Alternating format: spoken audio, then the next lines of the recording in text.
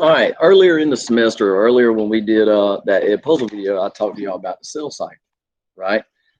The longest, there's 3 parts to it in a cell's life cycle. The first and longest part of the cell cycle is this green part, and it is called interphase. During interphase, the cell is growing. It gets larger and larger and larger, but then it's replicating its DNA, or it's duplicating its DNA, because eventually it's going to get so large that it needs to divide. And it needs each piece to have an identical copy of the DNA. That's why it replicates, all right? Then once it gets to that point where it's replicated its DNA and it's so large that it's really inefficient, it'll undergo mitosis and cytokinesis. And that's the actual division of the chromosomes, right? It pulls them to opposite sides, pulls them apart from each other to create 2 new cells. And cytokinesis is the actual division, that final division of the cell's cytoplasm and plasma membrane to make 2 new cells from 1. And that's the whole purpose of mitosis. Now, mitosis is also known as asexual reproduction or cellular division. It's called asexual, excuse me, my nose is itching. It's called asexual because it's not related to sexual reproduction. It's not related to producing a new organism, a new human, a new whatever, okay? It's only related to just making new cells.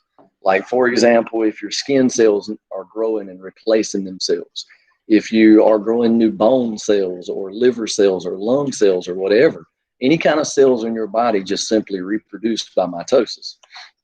And again, every time you make those new cells, you're not making a new human, so it's called asexual reproduction. Now, the goal of mitosis is to produce 2 identical daughter cells from 1 parent cell. Daughter cells, you can see those listed in the yellow, the parent cells in the green. Just FYI, our diploid number of chromosomes is 46 in all of our body cells. So in every one of my skin cells, I got 46 chromosomes. And during interphase, this is this first part, it'll replicate those 46 chromosomes and turn it into 92, right? And that's actually what's occurring during interphase, because that's when I'm replicating my DNA. Mitosis is when these cells will take those 92 and actually divide them equally, so that I have 2 cells that is back to that diploid number, right, of 46. And these 2 daughter cells should be identical to the parent. In other words, if I'm making new skin cells, I want my skin cells to be identical to the ones I had. All right, so that kind of should make sense to y'all. Same thing with bone cells, liver cells. I want them to all be the same. So mitosis makes cells, makes copies of cells that are the same as the original. All right, now, this mitosis stuff, it does have 4 phases. You don't have to remember the names. They pretty much will be provided to you on the test, but you do need to remember the order. And the easy way that I remember the order that these phases come in is by the phrase PMAT. Also, another thing that will help is you kind of need to remember what happens with the chromosomes during each phase. And we'll go over those in the next couple of slides. Now remember, during interphase, that's when the DNA is replicated or your chromosomes are replicated. Just say, for example, if I was to replicate this red chromosome, it would be 2 chromosomes, right? But that's not actually the way it looks. What will happen is this chromosome will replicate itself, and it's basically one side of this X, and the replicated chromosome will be on the other side of that X, and it holds those 2 chromosomes together, right? That both sides of that X, the left and right side, it holds them together with this thing called a centromere. And you'll find out about that in a little bit.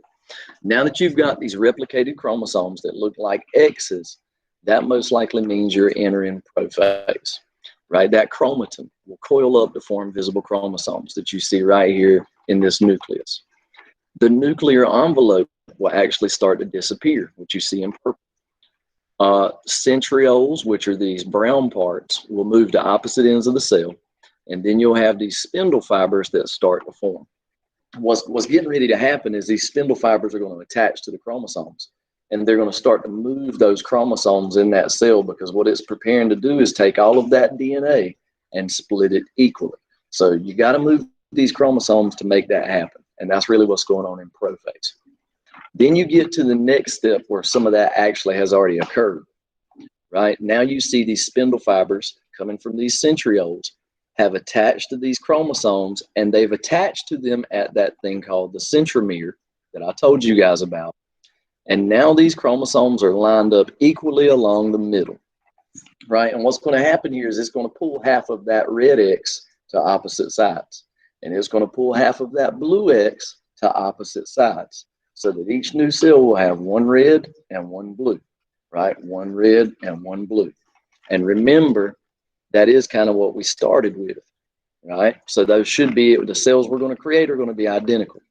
So if you see chromosomes lined up along the middle, the equator, or the midline of the cell, there's a hint you're in metaphase. All right, and then anaphase, an easy way to remember what happens with the chromosomes during anaphase is to think about the word away. When the chromosomes actually get pulled away from each other and they start to move away, you've entered anaphase. And the way you achieve that is what happens is those spindle fibers shorten. They pull those sister chromatids. Sister chromatids are identical halves. They're those one, that red, one, the red that's on the right side and then the red that's on the left side. Those identical halves of that old duplicated chromosome that look like an X, each half is called a sister chromatid. Right? So just in case you wondered what that word means. Matter of fact, you have 4 sister chromatids here, just FYI. In this one X right here, you had 2 sister chromatids. Each half of that X is a sister chromatid. All right, just trying to make that word make sense to you. All right, now when you get to telophase, PMAT, PMAT, the last part is telophase, you're still going to have one cell, right? Because you have not done that cytokinesis. That final part is cytokinesis. You're still going to have one cell, but it really looks like you've got 2 nuclei, because what you've done is you've created 2 new cells. You just hadn't done the final part. So in telophase, chromosomes are at opposite ends of the cell. You can see these 2 new cells forming, right? That means you've got 2 nuclei. The nuclear envelope is starting to reappear, but you're still in a situation where you've only got 1 cell. As a matter of fact, I put a star beside that because that was on the EOC. They said, what would you have if a cell failed to undergo cytokinesis? If it fails to undergo cytokinesis, what that means is you're still stuck at the end of mitosis. In the cycle of a cell, if it doesn't undergo cytokinesis, then you're stuck at the end of mitosis. And the very last part of mitosis is telophase. And what you would have in telophase is 1 cell, but you've got 2 nuclei. Now, again, this is just the order of the cell cycle's life or whatever. It starts with the interphase where the cell is growing, it's replicating its DNA, it's getting ready to divide and create identical cells. That process of cellular division that actually moves the chromosomes to the middle and then away and then creates 2 new nuclei, that process is called mitosis. And the order of those phases is prophase, metaphase, anaphase, telophase. The final part, which is the division of the cell's cytoplasm, is called cytokinesis. Now, that's when you officially split the cytoplasm and the plasma membranes, and you have 2 new identical daughter cells. But it's different in plant and animal cells. And it has to be a little bit different because plant cells have something unique that an animal cell does not. Animal cells will just simply pinch over on each other and pull apart. And you end up with 2 new identical daughter cells. And the area where they pinch apart is called the cleavage furrow, right? Now, I have my way of remembering that. You use whatever creative way you want to. To compare this to plant cells, well, let's just say animal cells, it's almost like pulling Play-Doh off of a little pile of Play-Doh. Some of y'all probably did that when y'all were little. It's very simple. But the plant cell is a little bit different. Remember, the plant cell has that additional layer that's outside the plasma membrane. That's this green part. The yellow part would be a plasma membrane. This green part is the cell wall. It's that additional layer that provides support and structure to a plant cell. And it's made up of a carbohydrate, specifically a polysaccharide called cellulose. When we did the biomolecules, I told you guys about this. And I told you that, always remember the cell wall is made up of cellulose.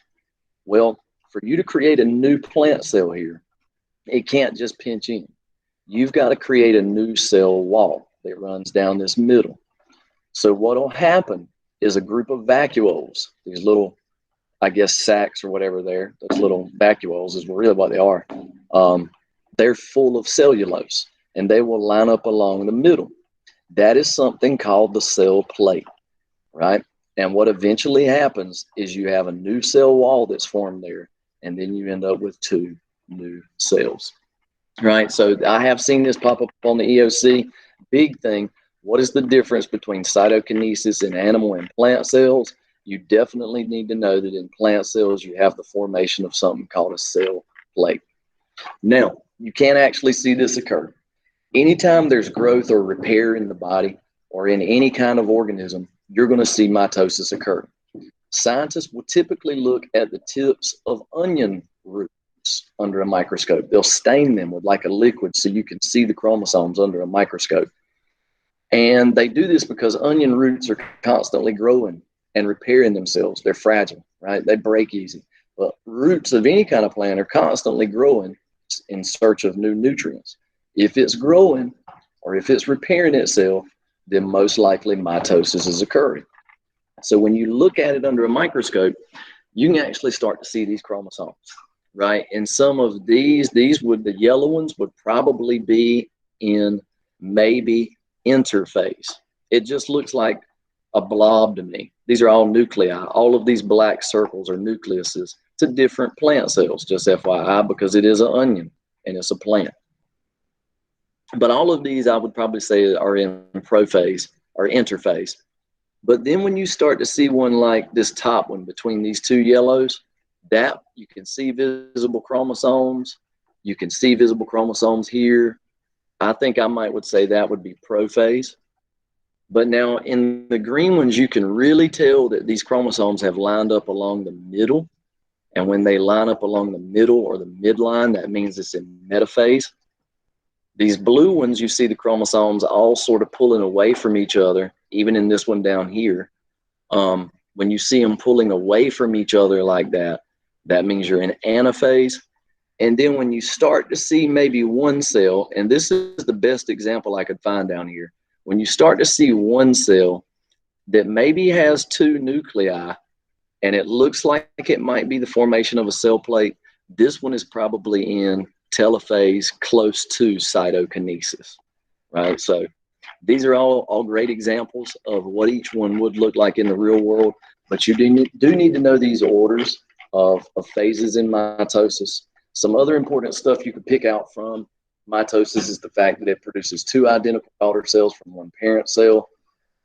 You need to know that during interphase, DNA is replicated or DNA is duplicated. That's another way of saying it. And you'll get some of those questions on today's little quiz that's on Canvas. So let me remind you, or let me show you again what it is that we're going to be